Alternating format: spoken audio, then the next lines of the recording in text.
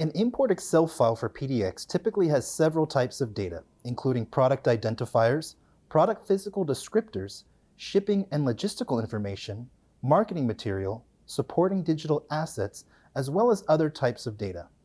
Let's see these types of data in more detail. Product identifiers. Typically, these identifiers can be manufacturer part and model numbers, vendor SKU numbers, or universal identifiers like UPCs, GTINs, barcodes, and EANs. Product physical descriptors. These data points are dimensional data, both of the product and of the product in its packaging. Shipping and logistical information. These data points are the states a product ships from, the states it cannot be shipped to, and any other freight terms. Marketing information. This describes the product and its unique selling points. Digital assets. Digital assets can be informational PDFs, images of the product, lifestyle, or product use images.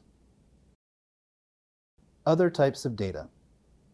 Additional information may also be included in the import, such as information about safety and compliance, environmental hazmat, or pricing and cost. When importing data into PDX, a unique identifier must be chosen to remain as a constant for all products. It's typically recommended to use something like a manufacturer part number as long as it's unique for each product. UPC or GTIN can also be used since they are also unique numbers. Any future updates to products can simply reference this unique identifier, making the right information associate itself with the right product. Imported data will be initially created in PDX as master data and will be essentially a mirror of the supplier's data in the spreadsheet. The supplier will be able to view and navigate its data in PDX much as it can be done in Excel, with the added benefit of it being online and accessible by the entire team to update if the need arises. After the first data import, the column headings of the Excel spreadsheet will be automatically created as attributes in such a way that the base data the supplier will be working with in PDX will be the same familiar data the supplier has in the Excel file.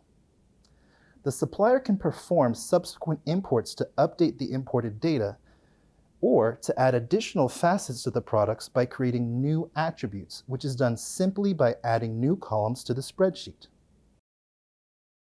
PDX will recognize that those columns are new and will show them to the supplier so that the supplier can decide to create them in PDX, ignore them, or even map them to an existing attribute. This last option is especially useful if the supplier happens to have two spreadsheets that have the same information, but where the column headings are spelled differently, for example. At any time, the supplier can export one or more of its products back to Excel from PDX. The Excel file will look just like the imported file.